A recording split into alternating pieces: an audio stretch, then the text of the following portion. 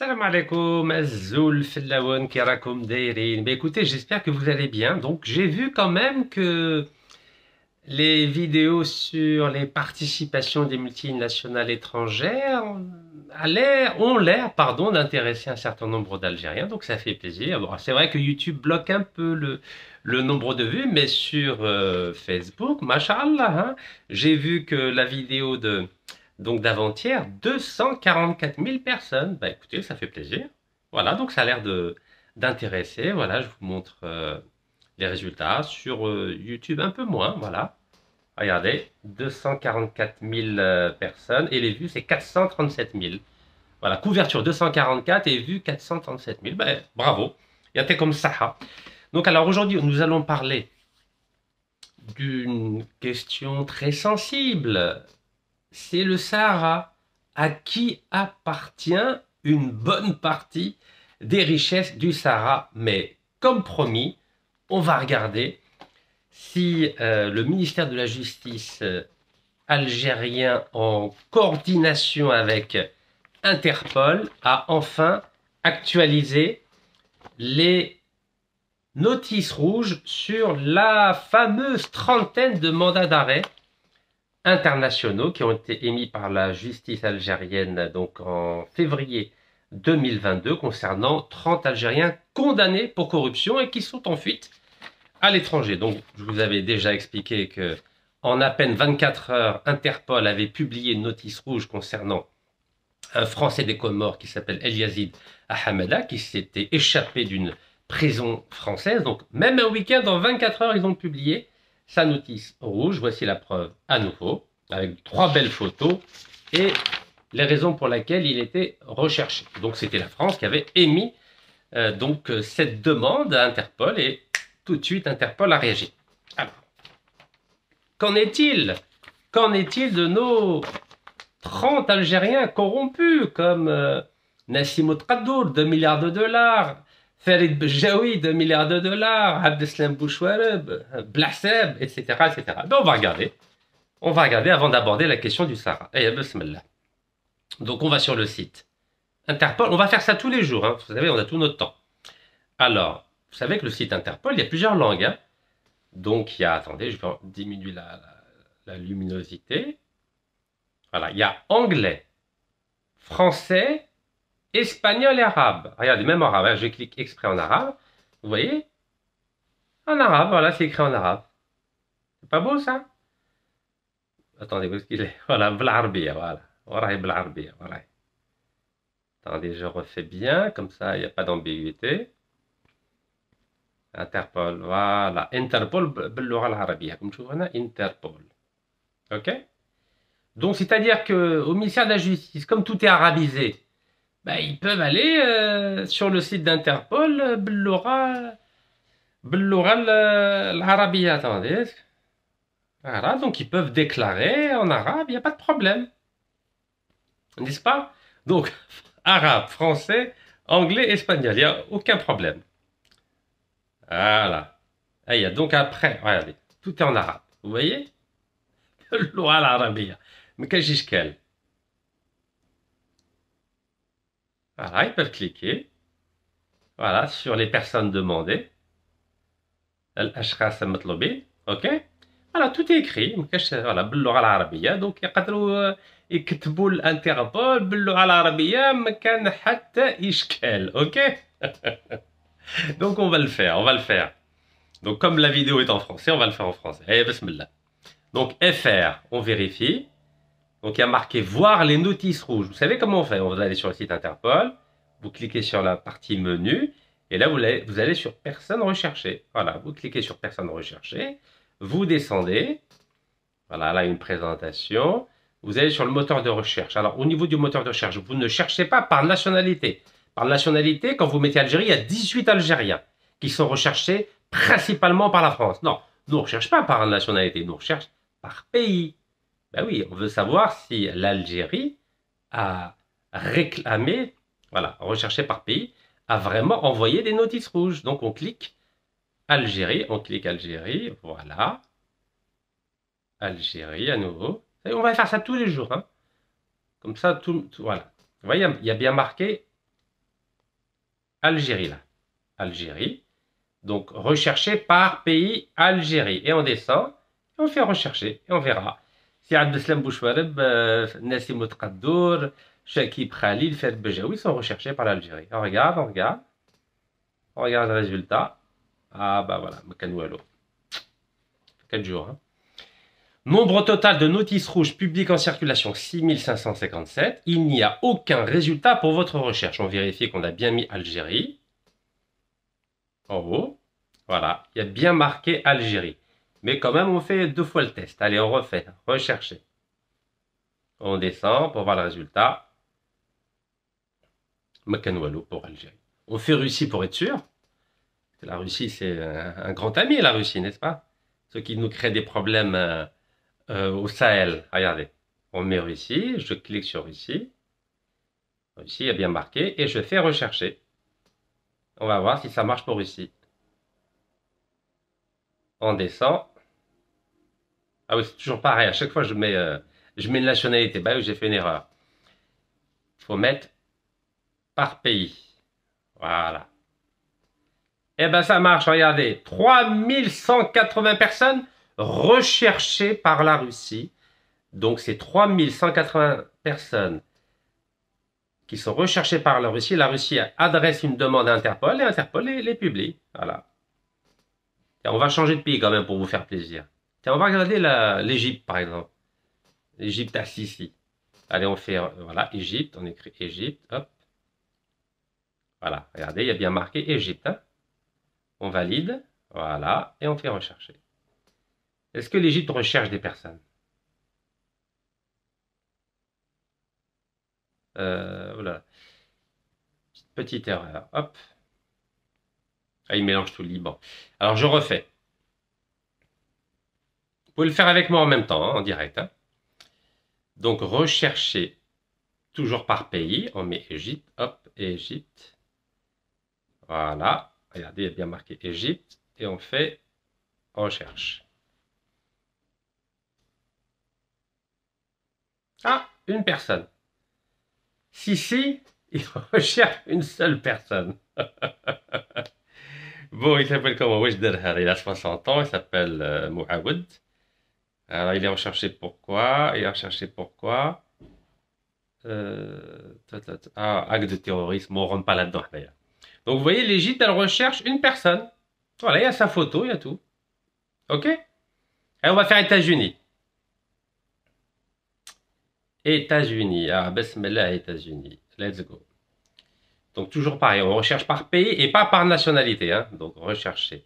On fait États-Unis. Voilà, vous voyez, c'est le premier qui sort là. États-Unis. Hop. Et on descend, on va rechercher. Et on descend. Ah, les États-Unis recherchent 235 personnes. Vous voyez? Ouais, 235 personnes. C'est beaucoup moins que les Russes. Les Russes, c'est 3180. Ouais, il y a beaucoup de personnes. Regarde. Voilà, bon, on va pas rentrer dans les détails. Bon, ben écoutez, l'Algérie ne veut toujours pas, en tout cas, une personne au ministère de la Justice de notre beau pays refuse apparemment de transmettre à Interpol la liste des 30 personnes contre lesquelles la justice algérienne a délivré un mandat d'arrêt international pour des faits de corruption et de détournement d'argent et de capitaux. C'est dommage, non? Pourquoi, en fait? On a 20 ministres en prison, dont 3 anciens premiers ministres. On a des hommes d'affaires, on a des hauts fonctionnaires. Ils sont en prison en Algérie.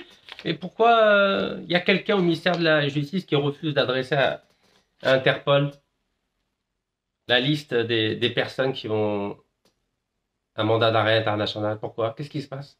Pouchken. Il n'y a pas de mal, c'est public. Farid Bejaoui, Nassim Outkaddour, Abdeslam Bouchouareb, Shakib Khalil. C'est public, il n'y a pas de problème normalement. Ben écoutez, tous les jours on va faire ça, jusqu'à ce que cette personne au ministère de la Justice fasse son travail. Voilà, bah, vous savez, j'ai alerté l'opinion publique, le ministre de la Justice, le président de la République, etc. Écoutez, Washington, Interpol, il n'y a pas de problème. Hein. En 24 heures, ils ont publié une notice rouge de quelqu'un qui s'évade de prison. Il n'y a aucun problème. Donc le problème vient d'une personne au ministère de la Justice en Algérie. Je ne sais pas c'est qui, je ne sais pas pourquoi. Je ne sais pas. Alors c'est vrai que j'ai lu en 2013 que Farid Bejaoui avait menacé des hauts personnages publics au sein de notre beau pays. Je ne vais pas tomber tout seul. Donc je ne sais pas, peut-être que cette personne a peur que Farid Bejaoui ou la Nassim Tradour ou la Abdeslam Bouchaleb ou la Shakib Khalil donne des noms. Je ne sais pas, j'en ai aucune idée. Voilà, je fais simplement je partage avec vous des hypothèses. Bon, vous avez vu qu'hier, j'ai parlé de nos partenaires chinois.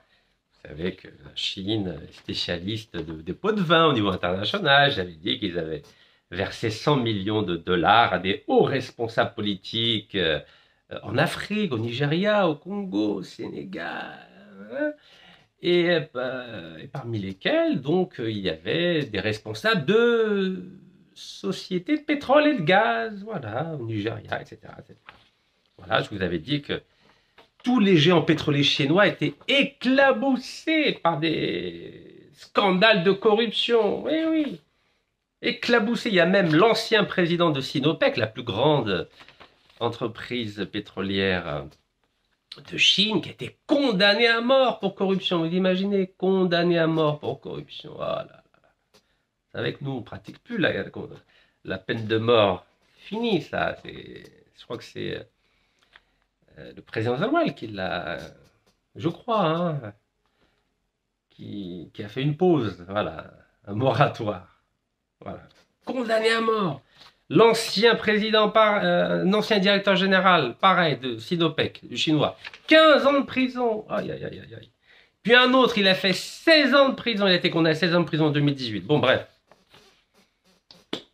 Comment l'Algérie, les pays des chouhada, des moudjahidat et des moudjahidines, qui a des principes, qui défend le droit international, qui met 20 ministres en prison pour corruption, mais on passe notre temps à signer des contrats avec des multinationales corrompues. Total le français, Eni l'italien, Sinopec le chinois. Weshken. Wallah, weshken. Je vous le dis avec un grand sourire. Weshken, filbled. Weshken. Bon, je vous avais promis, voilà, on va parler du Sahara. À qui appartiennent les richesses, ou plutôt, à qui appartient une partie des richesses du Sahara, richesses gazières, pétrolières, on ne va pas parler d'or, on ne va pas parler de tout ça, on verra ça plus tard. À qui ça appartient? Une partie, j'ai dit, pas dit tout, une partie. Les mots ont un sens. Voilà, à qui appartient une partie de notre beau Sahara? Vous savez que j'ai publié un livre en 2018 au temps de feu Abdelaziz Bouteflika. J'avais dit la dictature Bouteflika sous la protection française. Mais je crois qu'on a une protection un peu plus large maintenant. Et on va voir ça ensemble. Vous savez, il y a un site internet qui a énuméré un certain nombre de contrats qui ont été signés, donc les derniers 2025. Vous savez, les fameux les 5 permis d'exploration qui ont été donnés à Total, à Eni, à des qui d'autres? Ah oui, à des Suisses, à des Autrichiens. Tiens, Sinopec a obtenu la licence El Gern El Gssasa 2 bassin de Gourana Timimoun. Mais écoutez, c'est extraordinaire. Hein, on a les 3 quarts qui c'est des entreprises condamnées pour corruption, à qui on vient de donner le 17 juin des permis d'exploration. Très bien. Donc vous voyez, ça commence en 2025 et ça, il y a 5 pages. Hein, 2, 3, non 4. Voilà, et il commence en 2012, vous voyez? Voilà, 2012. Alors c'est bien parce que ça permet d'avoir une vision d'ensemble. Elle est parcellaire, je ne vous cache pas. Bon, rassurez-vous, je ne vais pas faire 2 heures de vidéo, parce qu'il y en a qui se sont plaints, ils ont dit « Rachid, comment tu fais? Tu parles de 2 heures, mais qui t'a mandaté pour parler 2 heures de la Chine ?» Je suis malade, je me soigne, je me repose. Mais j'ai le temps de lire, j'ai le temps de me documenter, j'ai le temps de partager avec vous des connaissances. Il y en a peut-être qui sont au courant, d'autres qui ne sont pas au courant. Voilà, il faut partager le savoir. Surtout, on a un seul pays. Et moi, j'ai une seule nationalité, un seul passeport, le passeport algérien. Oh, donc il faut bien que j'essaie d'être utile pour mes compatriotes. Et je veux surtout aider l'action anticorruption du président, c'est Abdelmajid Tebboune. Parce que vous croyez que c'est Abdelmajid Tebboune, il attend de vérifier tous les contrats de gaz, de pétrole, de phosphate, d'or, les contrats de blé, de patates, de dattes, de quoi d'autre, les contrats de... Chacun, qu'est-ce qu'on en a dit? Contrats touristiques, environnementaux, contrats judiciaires, contrats des hôpitaux, de santé, des médicaments, des voitures. Il n'a pas le temps, le président. Il faut l'aider. Si on ne l'aide pas, ben ça va continuer comme ça. La dérive généralisée. Lui, il essaie de faire ce qu'il peut. Déjà, moi, à 53 ans, je suis malade. Imaginez quelqu'un qui va avoir 80 ans. Notre président va avoir 80 ans, Inch'Allah, le 17 novembre 2025. Vous imaginez, on n'a pas la même énergie à 80 qu'à 20 ou à 30. Vous savez, quand j'avais 20 ans, je faisais le tour du monde. Et aujourd'hui, je fais le tour des vidéos. Je fais le tour du monde en étant assis sur une chaise. Donc voilà, il faut aider notre président à lutter contre la corruption. Vous croyez qu'il a le temps de vérifier si le fonctionnaire qui est payé au ministère de la Justice pour transmettre les informations Interpol, il n'a pas le temps de vérifier. Donc on est là pour sensibiliser. En tout cas, c'est mon devoir en tant que citoyen algérien d'aider notre pays. Donc alors, on va regarder quelques contrats, que les choses soient claires. J'ai pas dit tous les contrats, j'ai dit quelques contrats, et la plupart de ces contrats, d'ailleurs presque la quasi-totalité, ont été signés sous l'ère de feu Abdelaziz Bouteflika.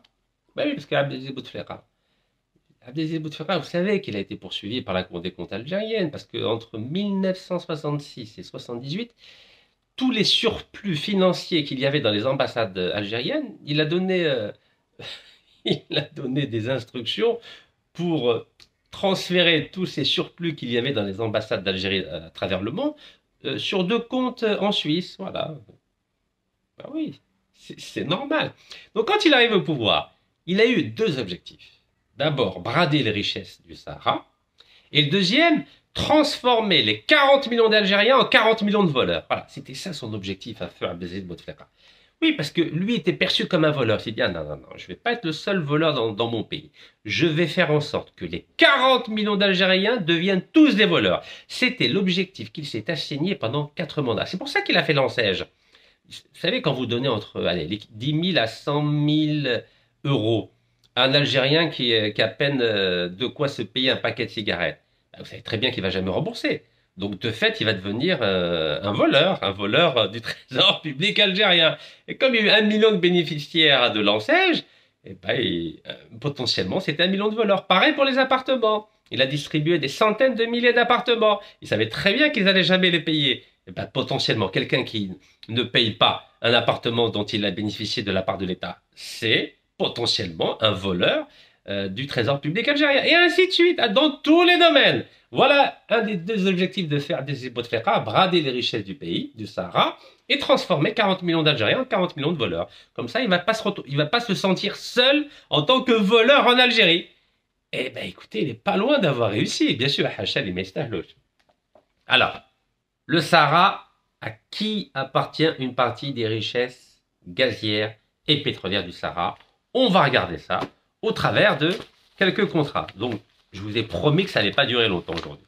Regardez, vous voyez, à chaque fois, je vous prépare des bons dossiers, comme à l'école, voilà. Et moi, mon professeur, c'est le peuple algérien, et moi, je suis un étudiant. Je suis l'étudiant du peuple algérien. Alors, bismillah. Alors, à chaque fois, je vais essayer de mélanger les sources, sources algériennes, sources étrangères, pour pas que certains me disent « Oui, Rachid, tu as cité des sources à l'étranger, on ne peut pas te faire confiance, etc. etc. » Vous savez, j'entends, quand je lis certains commentaires, je ne pleure pas parce que c'est tellement risible. Quand je vois que la 5e colonne des corrompus envoie des gens faire des commentaires pour me discréditer, et vous savez, tout est vérifiable. Tout est vérifiable. ما نزيد عليها والو انا واش بالفايده عندي انا عندي فايده برك ندافع على الجزائر ندافع على السياده التقويه الجزائريه وندافع على الشعب الجزائري هذا ما كان واللي ما عجبوش الحال قلتها لكم البارح ولا البارح يشكي بيا اشكو شبعوا. Vous savez, j'ai l'habitude de faire de la prison en Algérie, en France, donc vous savez, c'est démodé maintenant, c'est démodé. Mais vous avez intérêt à avoir des arguments, parce que moi j'ai des arguments. Allez, on y va. Bismillah. Alors, article, je prends comme ça au hasard, je mélange les dates pour pas qu'il y ait d'ambiguïté. 2015, c'est feu Abdelaziz Bouteflika, ok? Donc 1er août 2015. Article de radio algérienne. Radio algérienne, hein, d'accord? Radio algérienne, 2015. Qu'est-ce qui a marqué? Pétrole, entrée en production de 2 nouveaux gisements Hassi Messaoud. Hassi Messaoud, c'est le poumon du pétrole algérien, avec Hassi Barkin. Alors, il y a 2 gisements, Bir Seba et Bir Msana, Hassi Messaoud, sont entrés en production samedi, donc août 2015, permettant de renforcer la production pétrolière de l'Algérie. Vous avez entendu, hein, ça permet de renforcer la production pétrolière de l'Algérie en tant que pays, hein, avec un apport supplémentaire cumulé de 32 000 barils jour dans une première phase. C'est bien, c'est très bien. Galek, ces 2 gisements ont été mis en service par le ministre de l'Énergie, Salah Khabri, en présence du PDG de la Sonatrach, Amin Mazouzi, et les représentants des partenaires étrangers dans ces gisements. Quand on lit ça, on a l'impression que on a le gros du travail, puis on a les petits partenaires étrangers. Glalil, Hadouk. Alors, le gisement de Bir Seba, 150 km au nord-est de Hassi Messaoud, assure une production initiale de 20 000 barils jour, avant de passer à 40 000 barils jour à l'horizon 2019. Donc sur 4 ans. On était en 2015, donc en 4 ans, ça devait doubler. Sachant que ces réserves sont de l'ordre de 758 millions de barils. Waouh! Dont 25% c'est récupérable. Donc 25% de 750, ça fait combien? On divise par 3? Non, on divise par 4, pardon. On divise par 4, ça fait combien? 75 divisé par 4. 18? 4 x 8, 32. 4 x 1, oui, à peu près, quoi. Ça fait 180 000 millions de barils. Donc ça fait 180 jours de production nationale. Donc c'est énorme. Alors, le gisement, il est opéré par qui? Par une association. Donc apparemment, il y a une association de 3 actionnaires. 1, 2, 3. Donc il y a Sonatrach, bien sûr. Il y a une compagnie thaïlandaise qui s'appelle PTTEP, à qui on vient de donner d'ailleurs un nouveau contrat il n'y a pas longtemps. Le 17 juin, donc on lui a donné où, lui? À elle, pardon. Je ne sais plus ce qu'on lui a donné. En tout cas, c'était le 17. PTTT, voilà, Argan, avec Eni, nos amis de Reni. Ok. Et le groupe vietnamien Petro-Vietnam, 3 actionnaires. Alors, quelle est la part de chacun? Alors, Petro-Vietnam, 40%, ah, c'est pas mal. La compagnie thaïlandaise PTTEP, 35%. C'est pas mal aussi. C'est minoritaire tout ça. Hein. Et la Sonatrach, chahal. Sonatrach. Donc 40 Vietnam, 35 Thaïlande. Et Sonatrach combien? Ah ben de goulou, je voulais ninzid aléa. Hein. Regardez. Sonatrach, chahal, regardez. 25%. Oh! J'ai cru qu'il y avait 51-49. Regardez, 25% la Sonatrach Meskina, Guillila. Et on avait le ministre de l'énergie, le président de la Sonatrach pour inaugurer le lancement pour 25% marque. Comme dirait ma maman, Allah yarhamha, Yad Lali. 25% la Sonatrach. Je suis obligé de vous le dire avec humour, sinon on va pleurer, on va tous pleurer. Regardez, 25%. Vous vous rendez compte? 25%. Thaïlande, 35%. Pourtant, on a Thaïlande, 35%. Vietnam, 40%. Voilà. C'est la radio algérienne. Hein? Ben que tu dis l'américaine ou la Hong Kong. Radio algérienne, 1er août 2015. Voilà. Et elle cite qui, la radio algérienne? Elle cite l'APS. L'APS est officielle, c'est l'agence de presse algérienne. Vous avez entendu?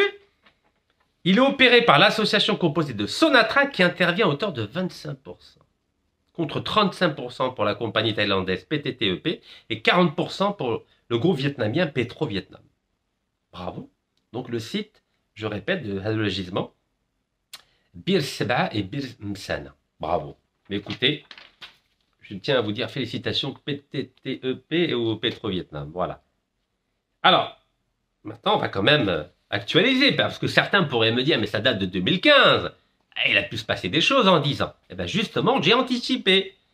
14 mars 2025, ça fait pas longtemps, ça fait 4 mois. 4 mois, ouais. Site officiel du groupe Vietnam, qui a 40%. Regardez, ça s'appelle PVEP. Regardez, 14 mars 2025. Regardez ce qu'il y a marqué. Il y a marqué, l'entreprise pétrolière du Vietnam en Algérie passe à la deuxième phase avec des résultats prometteurs. Bah oui, avec 40%. 40% pour le Vietnam, 35% pour Thaïlande, 25% pour l'Algérie. On va voir ce qu'ils disent. En plus, il y a l'ambassadeur du Vietnam en Algérie, Tran Quoc Tran, et le directeur général de GBRS, Hamel Daraji. Allah Ibarak. Regardez, il y a une belle photo, hein, regardez. L'ambassadeur et notre compatriote algérien, masha'Allah. Oui, on a 25%, nous. On est content, 25%. Et 25%, c'est beaucoup. 25, pétrole Tachouhada, c'est bien 25. Mais les Français, on n'avait rien. Avant 62, on n'avait rien. Maintenant, on a 25. Alors, moi, je suis Paul. Site officiel, vous pouvez vérifier, hein, de groupe Vietnam. OK? Donc, évidemment, c'est une traduction à chaque fois. Alors, information qui vient d'Alger, hein, attendez, hein, regardez, il a bien mis Alger, hein. Alger, hein, comme tu vois, Alger. Alors, ils disent quoi? Galec, le projet géré par le groupement Bir Seba, GBRS. GBRS. C'est le groupe Seba. Avec l'association Tarlet 3. Et le directeur général de ce groupe Seba, c'est Hamel Daraji. Attention, c'est lui le directeur général. On n'a que 25%, mais c'est lui le directeur général. Ben oui, il faut sauver les apparences, il faut mettre un Algérien quand même. Alors, moi, le projet géré par groupement Bir Seba, GBRS, une société formée par 3 partenaires dans le cadre d'un contrat de partage de production. Vous connaissez la règle maintenant. Je vous ai fait tout un cours là-dessus. Comprend une répartition des parts de 40% pour PVEP, ça c'est le vietnamien. 35% pour PTTEP, c'est le thaïlandais. Et 25% pour Sonatrach. Oh là là. Regardez, écrit noir sur blanc. Site officiel du groupe pétrolier vietnamien. Incroyable, non? Regardez, 25%. Franchement, entre nous. Radio algérienne qui dit 25%. Plus le groupe vietnamien qui dit 25% pour la Sonatrach. Moi, je trouve que c'est une bonne nouvelle. Franchement, c'est une bonne nouvelle. Franchement, en avant 62, on n'avait rien. Hein? Makananda Walou. Sahara, on n'avait rien. Ouais, l'eau. Donc, 25%, moi je trouve que c'est bien. On continue. Donc ça, c'était 2015, 2025. Donc maintenant, on a un site qui s'appelle Algérie aujourd'hui, que vous connaissez, j'en ai parlé hier. Il est pro, hein, surtout le journaliste, Abdallah Bey, il est bon. Il est bon, parce qu'il connaît bien le domaine pétrolier et gazier. Là, on va parler de toit de gaz. Toit de gaz, c'est à côté d'Adrar. Vous savez, j'en parle depuis 2013. Et à l'époque, l'Algérie, initialement, elle avait donné 75% à Gaz de France et elle avait gardé pour elle 25%. Et puis après, quand Gaz de France a voulu revendre une partie, il disait c'est cadeau likenti donc, l'Algérie a voulu que les 25%, elle a récupéré donc les disques que les Français voulaient vendre. Donc, on est resté comme ça, 65% pour les Français Gaz de France, qui s'appelle aujourd'hui Engie, 35% pour l'Algérie. Sonatrach, 35. Alors, je vous le montre quand même. Article du 19 avril 2023. Et ensuite, Gaz de France a vendu à Neptune Énergie. Vous savez, j'en ai beaucoup parlé de Neptune Énergie. Et donc, voilà. Algérie aujourd'hui. Et donc, sur le groupement toit de gaz, donc c'est le groupement entre deux sociétés, Sonatrach et Gaz de France, devenu Engie. Engie a revendu à Neptune Énergie. Après, Neptune Énergie a revendu une partie à Eni. Ben oui, nos amis d'Eni. Donc, regardez, il y a marqué 2023, toit de gaz, groupement toit de gaz, détenu à 35% par Sonatrach et 65% par le français Engie. et Neptune Énergie. Voilà, vous voyez? Sonatrach, 35% seulement. Toit de gaz, c'est Adrar. Sonatrach, 35%. C'est mieux qu'à... Comment ça s'appelle? Bir Msana et Bir Seba. On n'a que 25 à Bir Msana. Là, à Adrar, on a 35%. Donc je trouve que c'est bien. Et vous savez, la meilleure, c'est que Total voulait racheter les parts de Neptune Énergie. Voulait racheter les 65% de Engie qui a revendu à Neptune Énergie. Et finalement, c'est Eni qui a gagné. Voilà. Total le corrompu, finalement, s'est fait avoir par Eni le corrompu. Voilà. Donc aujourd'hui, une grosse part des 65% appartient à Eni, une petite part appartient à Neptune Énergie. Mais la Sonatrach n'a pas bougé, hein. 35%. La Sonatrach ne veut pas arriver à 51%. Pourquoi faire 51%? Allège. Normalement, on a le droit de préemption. On a le droit d'exercer un droit de préemption. C'est-à-dire que dès qu'un partenaire étranger veut vendre sa part, vous savez que l'Algérie, depuis 2010, la loi de 2010, elle a le droit d'exercer le droit de préemption. C'est-à-dire qu'elle peut racheter la part de l'étranger qui veut vendre à un autre étranger. Et ça aurait permis à l'Algérie de passer de 35 à combien? À 100%. Non, ça n'intéresse pas. Non, 35, bzef. Donc ça, c'est toit de gaz à Adra. On continue. Je connais. Vous connaissez Statoil, j'en ai parlé beaucoup. Ça s'appelle Equinor. Vous savez, les étrangers, ils aiment bien changer leur nom. Là, Sonatrach, on ne bouge pas. Depuis 63, on s'appelle Sonatrach. Voilà. Même si le nom Sonatrach, maintenant, il est complètement sali par des scandales de corruption, 3 présidents de la Sonatrach emprisonnés, des directeurs généraux de la Sonatrach emprisonnés. Non, non, non. Nous, on reste avec le même nom entaché de corruption. Voilà, jusqu'à la fin. Jusqu'à la fin. C'est étranger, ils changent de nom. Gaz de France, ça s'appelle plus Gaz de France, ça s'appelle Engie. Statoil ne s'appelle plus Statoil, ça s'appelle... Equinor, etc. Ils changent de nom, les Français. Elf, t'es racheté par Total, ça s'appelle plus Total, ça s'appelle plus Elf, ça s'appelle Total Énergie. Voilà, ça bouge, ça bouge. Là, non. Sonatrach, Sonatrach. FLN, FLN. Vous savez que le Parti communiste italien a changé de nom. Parti communiste italien. Oui. Quand il y a eu la chute de l'Empire soviétique, il s'est appelé le Parti démocrate. Voilà. Parti démocrate italien, je crois. Voilà, il change de nom, parce que quand quelque chose est sale, ben, il faut changer de nom. Et là, non. Bouge pas. Bouge pas, là. Bon, alors, revenons à Equinor. Equinor, c'est Statoil. Donc, 2016. Regardez, il y a marqué 2016. Mais il y a des données actualisées, hein, vous pouvez les chercher. Parce que j'aime bien, parce que ça vient de la source. C'est un peu... j'ai fait la même chose avec les Vietnamiens. Ça vient du site officiel du groupe vietnamien de pétrole. Voilà, comme ça, il n'y a pas de... Donc, Equinor, c'est le site officiel d'Equinor, de Statoil. OK? Galek Ain Salah. C'est Ain Salah. C'est qu'Ain Salah, j'ai fait à pied. Tizi Ouzou, Ain Salah, 1255 km à pied en 28 jours. 40 km par jour. Maintenant, aujourd'hui, mon ménisque, il est mort. Ménisque du pied droit, ah oui, parce qu'à l'époque, je leur ai dit, il faut un moratoire de 7 ans sur l'exploitation de gaz de schiste. Alors, je tiens à remercier Ness Ain Salah. 20 000 Algériens d'Ain Salah m'ont accueilli à l'arrivée, le 18 avril 2015. Il a fait comme ça. Fait comme ça. Wallah barakallah, fait comme ça. Fait plaisir. Donc, alors, je disais donc, nos amis d'Equinor, ils ont apparemment une part à Ain Salah. Vous connaissez Ain Salah, c'est là. Ain Salah. OK? Et ça, c'est Equinor. Equinor, Statoil, anciennement Statoil.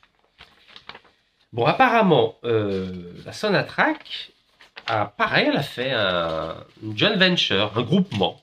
Voilà, c'est une société, il y a plusieurs actionnaires. OK? Ah oui, donc il y a 3 actionnaires dans le projet Ain Salah, groupement Ain Salah.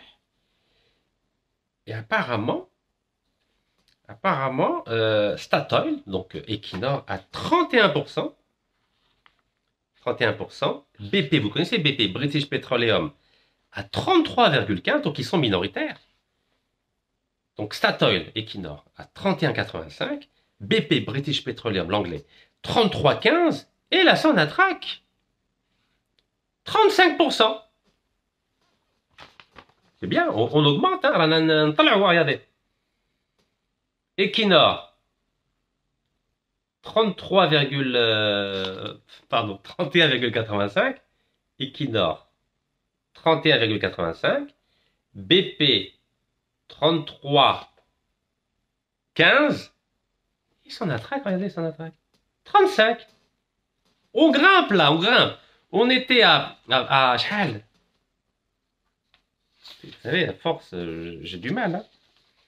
Ouais, on est comme à Dra, 35%. Donc on est à 25% à... Comment ça s'appelle? C'est moi, Bir Msana.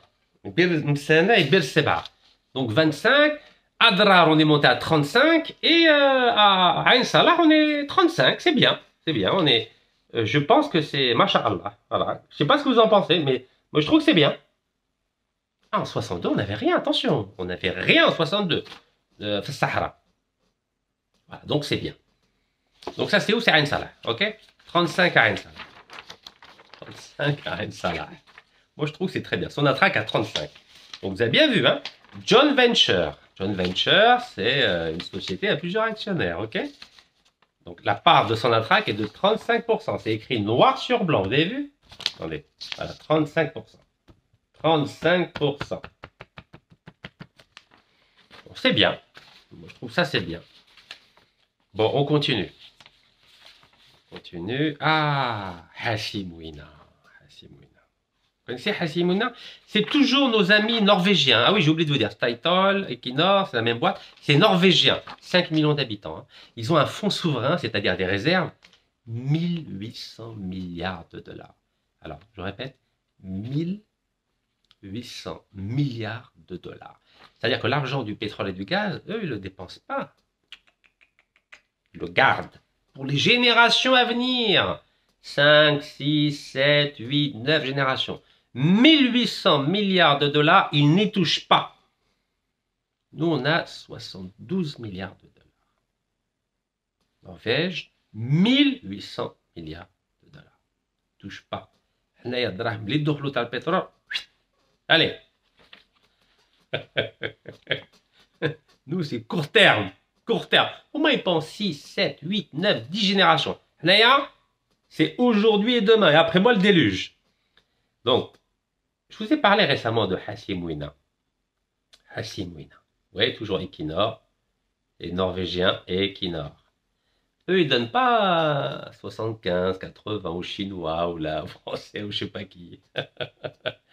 Ils font tout seuls comme des grands. Maximum 10-20% à des sociétés étrangères. Maximum. Hein. Vous vous rendez compte, Norvège? 5 millions d'habitants. Tout petit pays. Tout petit pays. Mais un grand pays. 46 millions d'habitants, la Ribère. Mais ils s'occupent de tout. Tout. Ben oui. Vous avez déjà entendu le président d'Equinor en prison? Bon, bref.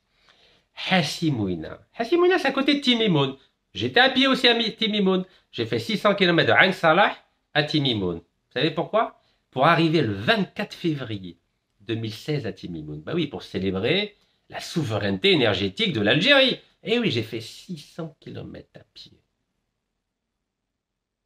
Oui, parce que moi, أنا تربيت وربوني مع العقلية تاع السيادة الوطنية.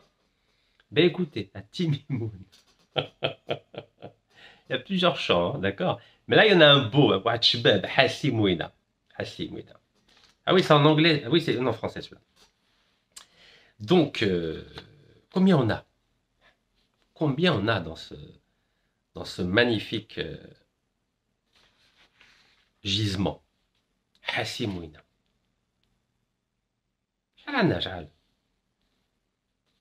Bon, on va regarder. Hein. Alors, Hashimouna.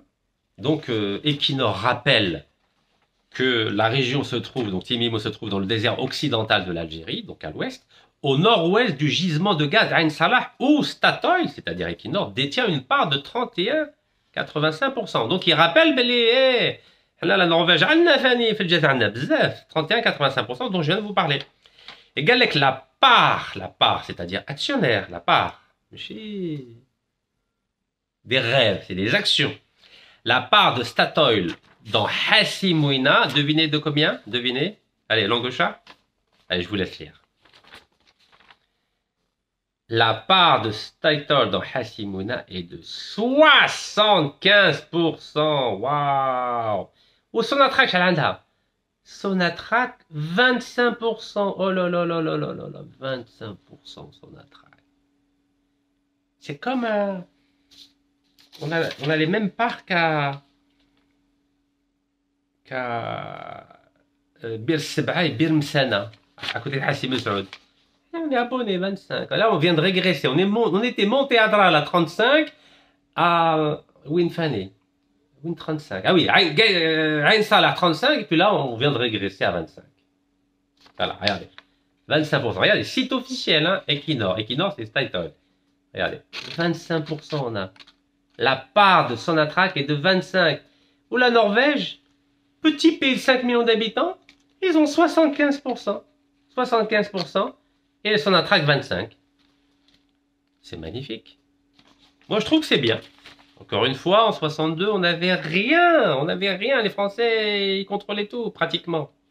Donc, moi, je trouve que c'est bien. 25% à Hassi Mouina. Voilà, vous pouvez vérifier, hein, bien sûr. Hein. Hassi Mouina, regardez comment ça s'écrit. Voilà, vous pouvez vérifier sur Internet. Hassi Mouina. 75% pour les Norvégiens et 25% pour la Sonatrach. C'est des parts, ok? Donc, la 5e colonne des corrompus, les mercenaires, vous pouvez critiquer, vous pouvez dire ce que vous voulez. Tout ça est officiel. Officiel. Bon, on est déjà à 42 minutes. J'espère que... Alors, il y en a qui m'ont fait sourire, ils m'ont dit, Rachid, je me désabonne de votre chaîne parce que j'en peux plus. J'en peux plus.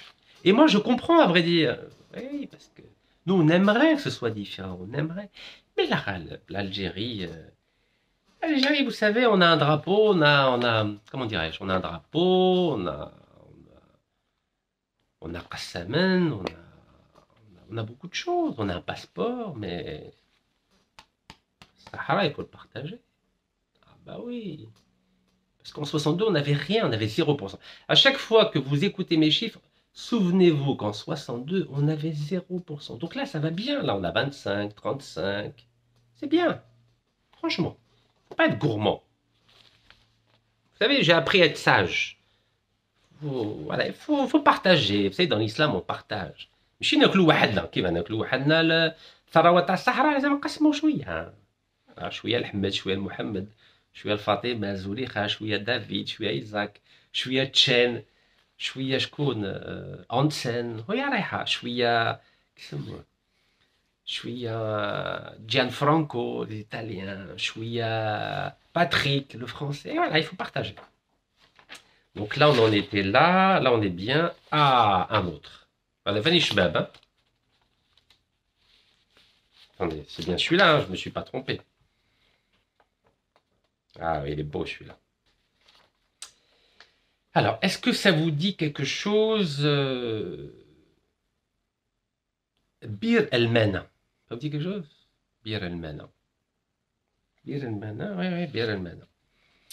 Alors, Bir el-Mena, c'était un beau projet. Pareil, hein, Sahara, mais il faut que je sois très précis. Hein. Ça s'appelle BMS, les abréviations. Ah, Bir Msana, excusez-moi. Bir Msana. Alors, Bir Msana, c'était un projet où il y avait pareil, un joint venture, donc c'est un groupement. Donc, c'est une société commune, comme le groupe Mantois de gaz. Il y a Sonatrach, Gaz de France, le groupement de Ain Salah, il y a Sonatrach, British Petroleum, Statoil. Et là, Bir Msana, donc pareil, c'est un groupement. Et là, il y avait 3 sociétés. Voilà, donc il y a bien sûr la Sonatrach, il y a l'espagnol Cepsa, mais qui a été racheté par les Émirats Arabes Unis en 2011, 11 milliards de dollars. On aurait pu l'acheter mais en 2007, mais on n'avait pas d'argent. On préfère qu'ils viennent prendre une partie d'Anachel. Plutôt que d'acheter, on préfère donner. Et il y avait Petronas. Voilà, Petronas. Donc ça fait 3. Ok? Petronas, vous connaissez, c'est des fameuses tours Kuala Lumpur. Je les ai vues quand j'avais été bloqué à Kuala Lumpur en 2017 avec Al-Marhoum Hassan Haribi, qui était le seul député à accepter de m'accompagner en Birmanie pour essayer de défendre les Rohingyas qui étaient massacrés, les Rohingyas musulmans qui étaient massacrés par la junte militaire birmane. Le seul, Al-Marhoum Hassan Harbawi. Hassan, oh là là, je mélange tout. Hassan Harbawi, il était avec moi en prison, excusez-moi.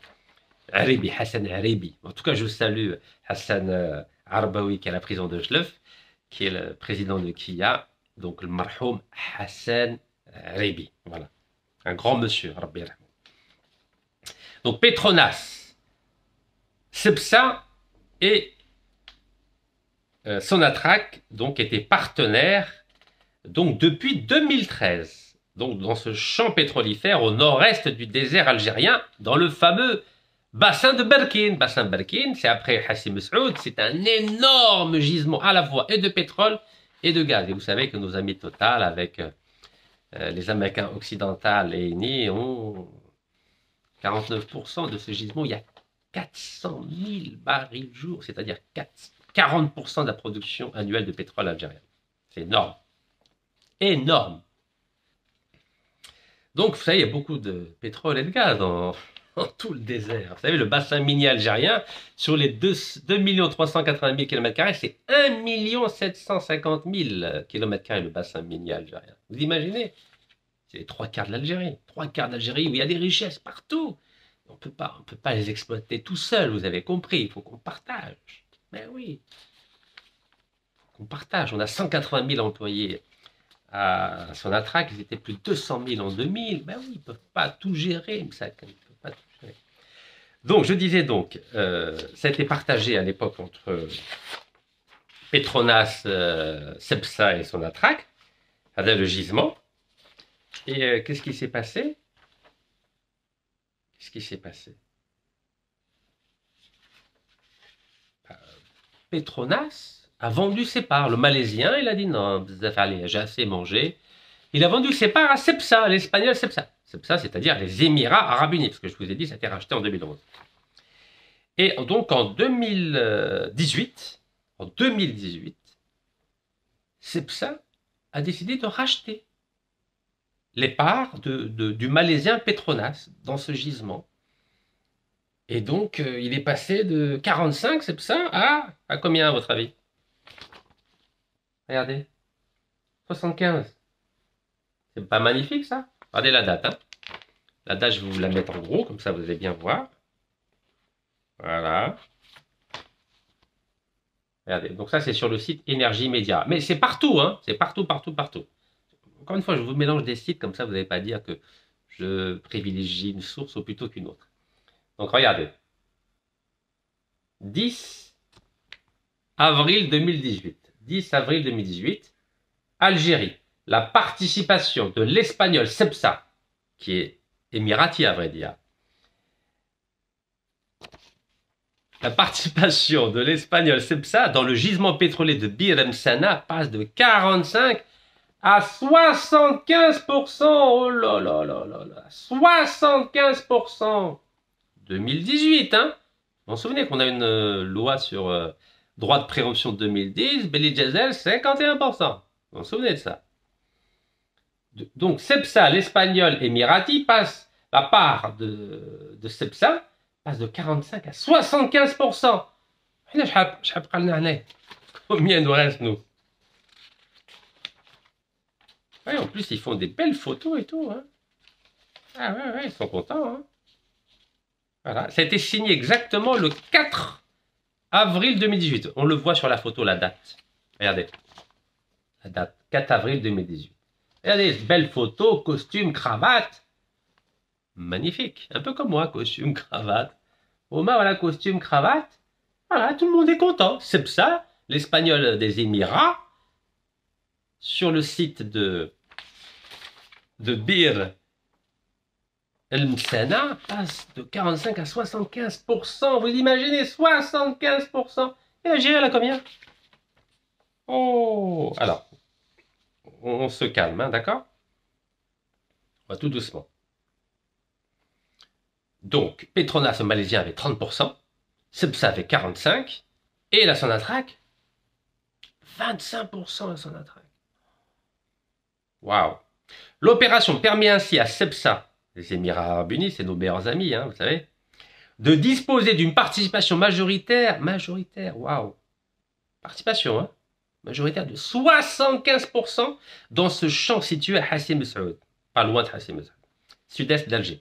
Les 25% restants étant détenus par Sonatrach, la compagnie algérienne de pétrole et de gaz. Écoutez, c'est génial. Et franchement, Wallah, ça vaut le coup. Vraiment, on est généreux. Wallah, on est généreux. Ça, c'est Outqaddour, ma Yahya. Vous vous souvenez? C'est Outqaddour ou Yahya. قالوا لهم ادوا on n'a pas besoin. Pourquoi on va faire 51% quand on peut avoir 25 بزاف علينا كان الخير في البلاد 25% 25% pour la Sonatrach. Bon, ça c'est énergie média, on est d'accord, hein. Vous avez vu la belle photo là, hein, Cepsa, Petronas malaisien, voilà, ils sont contents, regardez le grand sourire et tout. Ben oui, l'Algérie, elle est généreuse. Ben oui, le Sahara algérien, il est généreux. Pas de photo, là, qu'on vous montre à quoi ça ressemble. Ben oui, parce que, vous savez, regardez, ce que c'est, ça. Vous savez, à un moment donné, Adrar, Hassim Saoud, vous savez, quand on voit tout ça, on est content, hein. Moi, je suis très content pour eux. Ah ouais, c'est l'Algérie, ça. C'est l'Algérie, à côté de la Libye, le Mali. Ah non, mais c'est bien. Moi, je trouve que c'est bien. Moi, je pense, vous savez ce que je pense? Je pense qu'on devrait,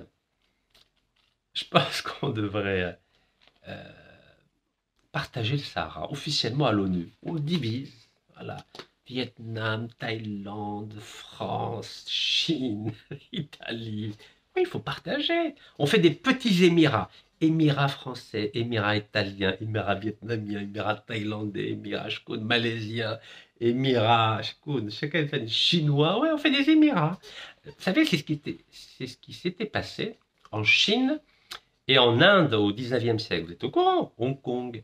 Hong Kong, c'était anglais. Macao, c'était portugais. Pondichéry, c'était français. Oui, ils se partageaient. Voilà. Il y avait des comptoirs. Voilà.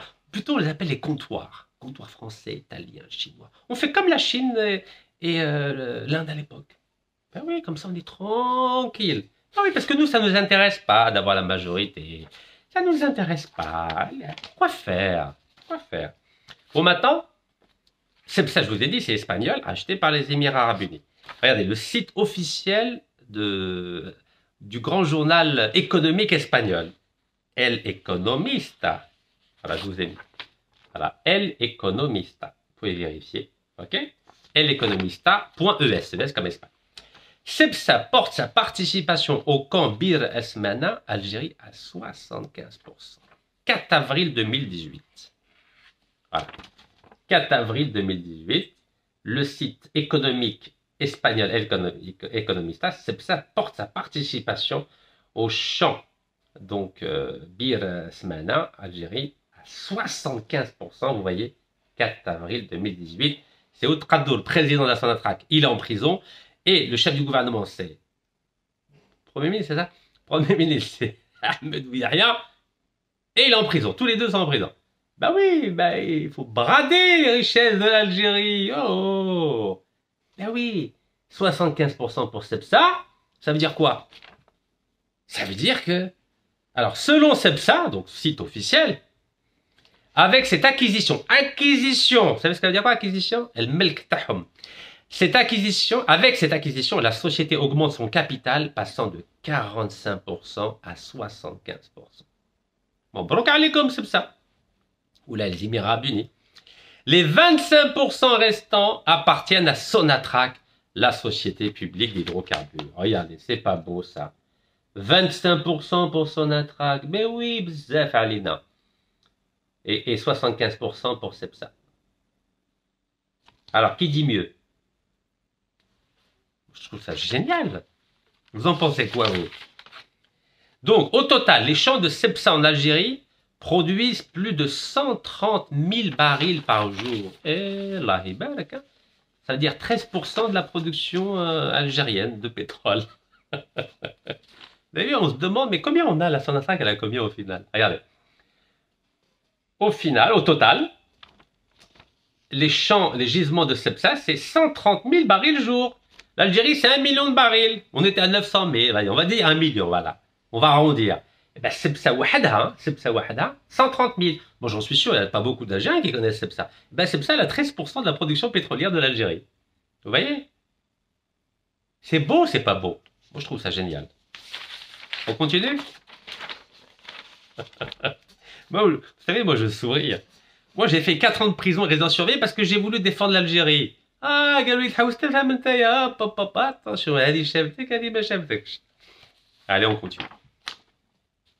Après, je vous embête pas. Promis, je vous embête pas. Promis. Promis, juré. Attendez, qu'est-ce que j'ai oublié encore? Et si je commence à vous embêter comme ça...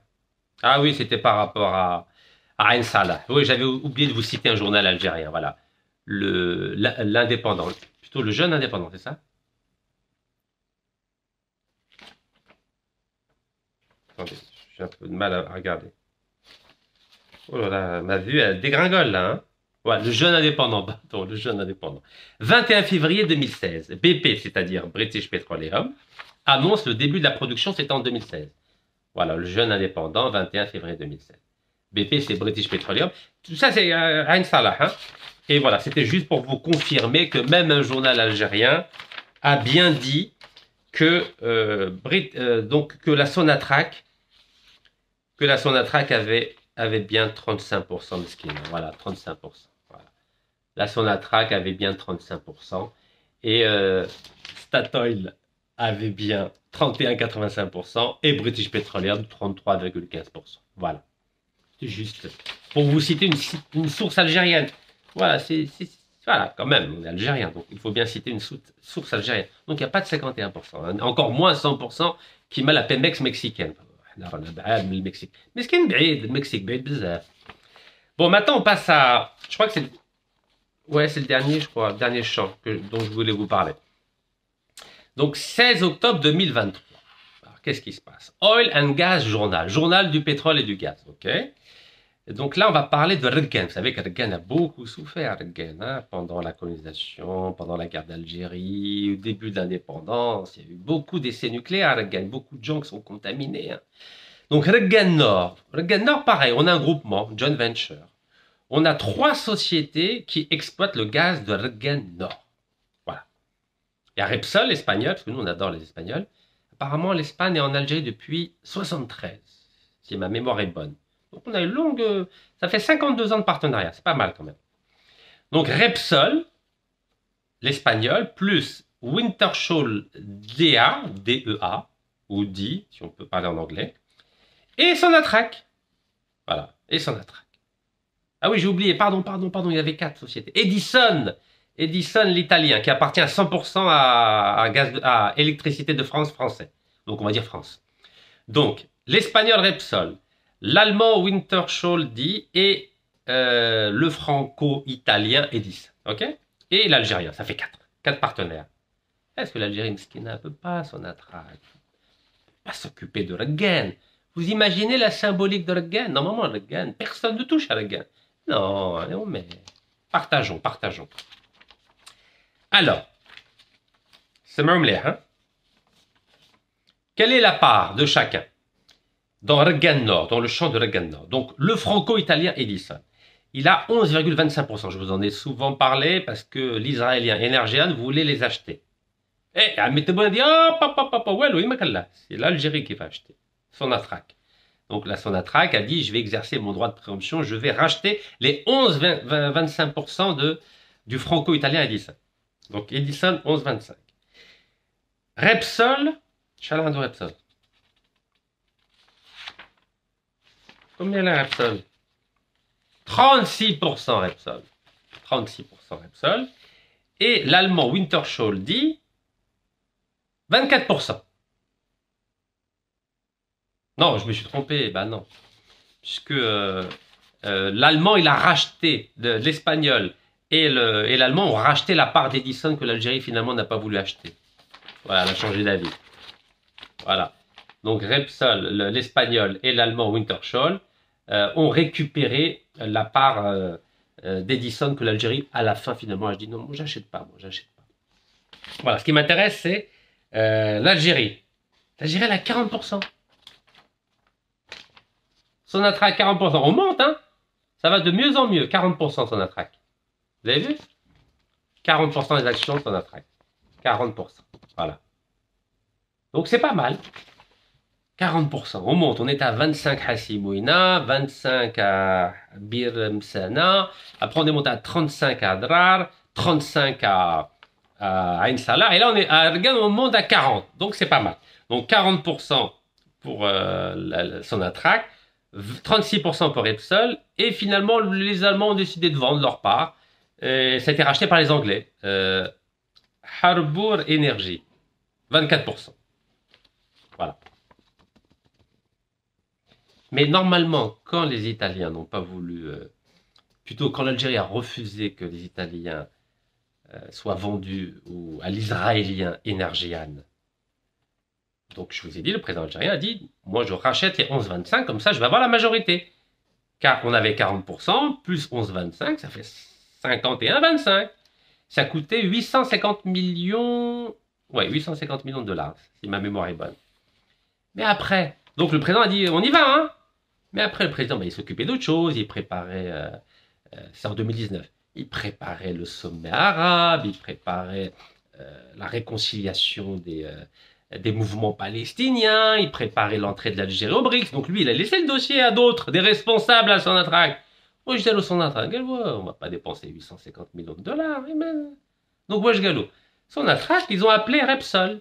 Et Wintershall dit, donc l'espagnol et l'allemand, il a dit, vous savez, nous, finalement, on va pas acheter donc les 11,25 par Edison. Si vous voulez acheter vous, il n'y a pas de problème. Nous, on est d'accord.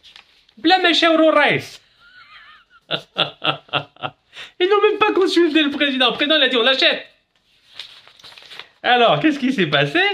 Ah, donc les 11,25% d'Edison, en mai 2022, vous savez, on m'a mis en prison en mai 2022, le 14 mai 2022. Et pendant qu'on m'a mis en prison, Dalou l'Absa. Regardez, mai 2022. Moi, le 14 mai 2022, avec mon avocat, Oustad Chouara Abdaqader, mon autre avocat, Maître Yassine Khalifi, et mon infirmier personnel et grand ami, donc Hamza Jabri, on nous a mis en prison au Chlef. Bah oui, parce que nous, on ne voulait pas qu'on reste minorité à Reggen, on ne voulait pas que Total ait 25 ans de pétrole gratuit, de gaz gratuit. Donc, allez, dahlohum la hafez. Bah oui, la 5e colonne, bah, elle est puissante en Algérie. Hein. Et donc, qu'est-ce qui s'est passé? Eh ben, la Sonatrach, elle a demandé aux Allemands et aux Espagnols de racheter chacun une partie des 11,25% d'Edison. Donc au final, Repsol a acheté 6,75% des 11,25% et les Allemands ont acheté, Wintershall dit, ont acheté 4,5%. Voilà, c'est écrit noir sur blanc, regardez. Noir sur blanc. C'est pas beau ça? Et l'Algérie, elle est restée minoritaire, 40%. Ben oui. Pourquoi demander la majorité? 40 bzef. Pas besoin d'avoir 51, voyons. Mai 2022. Donc voilà, ça c'est le site Oil and Gas Journal. Oil and Gas Journal. Mais il y a plusieurs sites, hein. Vous pouvez chercher partout. Hein. Regardez, il y a même le fameux journal algérien, l'Algérie d'aujourd'hui. Pareil, elle a dit la même chose. Regardez. Algérie aujourd'hui, l'Algérie n'a que 40%. Sonatrach 40%. Ben oui. Et puis même quand les Allemands, donc c'était quand? Les Allemands en octobre 2024, bah ils avaient 24% les Allemands. Normalement, donc ils ont décidé de vendre, la société a été vendue à Harbour Energy. Ben, normalement, l'Algérie a le droit de préemption. Ben, l'Algérie dit non, j'achète pas. Moi je suis bien avec 40%. Donc 2019, l'Algérie, elle a dit qu'elle allait acheter 11,25% d'Edison. Finalement, elle ne les a pas rachetés. Elle a dit non, on est bien à 40%, malgré la décision du président Sir Abdelmajid Tebboune. Hein. Après Sonatrach, la Sonatrach, c'est un État dans l'État, il fait ce qu'il veut, la Sonatrach. La Sonatrach fait ce qu'elle veut, il n'y a personne pour la contrôler. Et en 2024, octobre 2024, quand l'Allemand a été racheté par une entreprise anglaise, Harbour Energy, c'est-à-dire 24%, ben l'Algérie a dit non, non, non, il n'y a pas de problème. Il n'y a pas de problème. Les Anglais, on a l'habitude avec les Anglais, puis en plus, 2013, il y a eu 39 morts à Tigountourin. Mais allez, on ne va pas s'opposer aux Anglais quand même, qui viennent de reconnaître la marocanité du Sahara occidental. On fait des cadeaux, nous. Ben oui, on va pas débourser de l'argent. En fait, ça a coûté combien cette blague? Ça a coûté combien ça? Cher, combien ils ont acheté? J'ai oublié le tarif. Franchement. Ouais, il faudrait que je vous trouve... Ah oui, ça coûtait cher, 24%. Déjà, les 11-25%, ça coûtait 850 000. Alors, vous imaginez, 24, ça doit faire au moins, oh là là, 2 milliards de dollars. Au bas mot, hein. Au bas mot, 2 milliards. Vous croyez que la Sonatrach va mettre 2 milliards de dollars pour être majoritaire à Gain? Non, non, non. 40%, bzef, barakat l'aqiyam. Ben voilà, donc je vous ai cité combien d'exemples? Hassimouina, 25%. On fait dans l'ordre, hein. Puis après, je vous laisse tranquille. Donc, Hassimouina, 25%. Bir Sba et Bir Msana, 25%. Ain Salah, 35%. شكون ثاني؟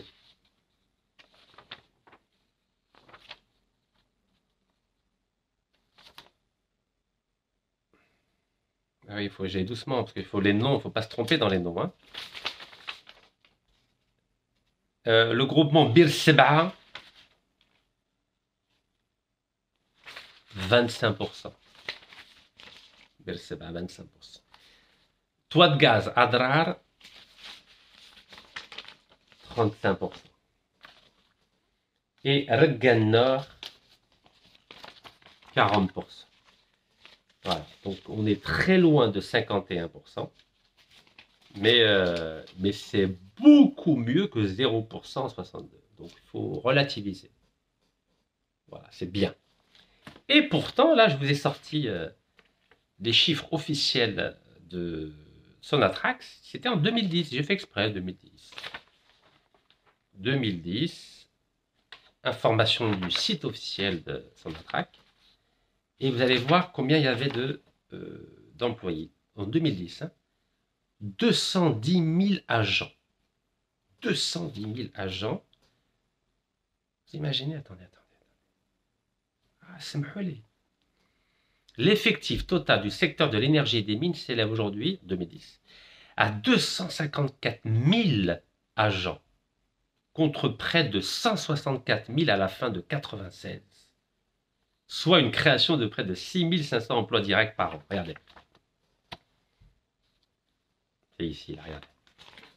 Je vais vous le mettre en gros, comme ça. Regardez, lisez bien. Vous imaginez 250 000 agents dans le secteur de l'énergie en Algérie.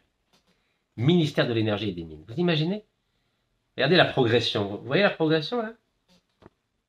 La progression, elle date de 96 à 2010. Ça, il y a 96, celle-là. Et 2010, c'est là. 250 000 agents. Et on garde 25, 35, 40%. Regardez ce qu'ils disent. Ils disent formation et valorisation des ressources humaines. Regardez. Formation et valorisation des ressources humaines. Donc, 254 000 agents. Waouh! On n'est pas fichu de nous occuper de tous les gisements de gaz et de pétrole. On se demande ce qu'ils font à nous les agents. Alors on continue. La mise en œuvre des plans de formation est assurée par des institutions de formation nationale, mais aussi en grande partie par les centres de formation relevant du secteur, qui constituent les instruments de traduction de sa politique de formation. Il s'agit de 1. Institut algérien de pétrole, IAP, créé en novembre 65, pour prendre en charge les besoins personnels qualifiés requis par le développement de l'industrie pétrolière et gazière. Cet institut possède 4 centres de formation situés à Boumerdès pour la formation d'ingénieurs, à Skikda, Erzio et Hassim Saoud pour la formation de techniciens supérieurs. 4 écoles. 4 écoles, là, Ibarak. Donc, Boumerdès, Hassim Saoud, Erzio et Skikda. C'est pas moi qui le dis. C'est le ministère de l'énergie et des mines. Regardez, ministère de l'énergie et des mines. Former les ingénieurs et les techniciens supérieurs. Tout ça pour l'industrie pétrolière et gazière. Après, je continue. On a Naftogaz, créé en 91, pour la prise en charge des besoins de formation techniciens dans l'amont pétrolier. L'amont pétrolier. Il s'agit en fait de la transformation de l'Institut algérien du pétrole, Hassim Saoud, en centre de formation autonome. Putain, j'ai vu, Hassim Saoud, on a 25%. Alors qu'on a des gens, on a des ingénieurs et des techniciens supérieurs. Je continue. L'école au métier de la mine d'El Abd EMEA, créée en 2004 pour prendre en charge les besoins de formation du niveau ouvrier jusqu'à celui de technicien, émanant des opérateurs publics et privés exerçant dans la branche mine. Masha'Allah. Je continue. L'EMEA organise également des stages pratiques au profit des universitaires des filières d'enseignement mine en géologie. Masha'Allah aussi. Le centre de perfectionnement de l'entreprise Sonatrach, CPE, spécialisé dans les formations en management. Et ils ont pensé à tout, hein. Nzidelkom, l'Institut de formation en électricité en gaz, IFEG, filiale formation du groupe Sonalgaz qui dispose de 3 centres de formation. Et Allah Hibel, on continue. Wakada, wakada, wakada. On continue. Depuis l'année 2000, le secteur a adopté un ambitieux programme de formation pour adapter son personnel aux nouvelles réalités. Formation par l'Institut algérien du pétrole des cadres du secteur dans le domaine de la régulation. Cette formation a pour but de répondre aux besoins des agences et autorités de régulation dans les branches mines, hydrocarbures et énergie. Élaboration de la première banque de données concernant les formateurs intervenant au niveau des institutions de formation du secteur. On continue. Mise en place de l'Institut algérien des mines de Tamen Rasset. Masha'Allah. Il y a de l'or là-bas. Lancement du projet de mise en place de l'Institut algérien des énergies renouvelables et de l'efficacité énergétique, IAER. Et enfin, construction et rénovation par l'Institut algérien du pétrole de 2 structures d'hébergement pour améliorer les conditions d'accueil des stagiaires. Mais ils ont pensé à tout. Au ministère de l'énergie et des mines et à la Sonatrach. Alhamdoulilah, on a tout ce qu'il faut. On a tout ce qu'il faut. Mais franchement, on a tout ce qu'il faut. Regardez, j'ai même le personnel formé par catégorie professionnelle, socio-professionnelle. On a tout. Les cadres, les agents de maîtrise, d'exécution. J'ai absolument toutes les informations. Regardez, il y a tout. Toute la répartition en catégorie socio-professionnelle des 254 000 agents. Masha'Allah. Mais comment ça se fait qu'avec tout ça, on donne 60%, 70%, 75% à des compagnies étrangères, des Vietnamiens, des Thaïlandais, des Malaisiens, des Suisses, des Autrichiens, des Chinois, des Français, des Italiens. Mais on a tout ce qu'il faut, nous, en Algérie.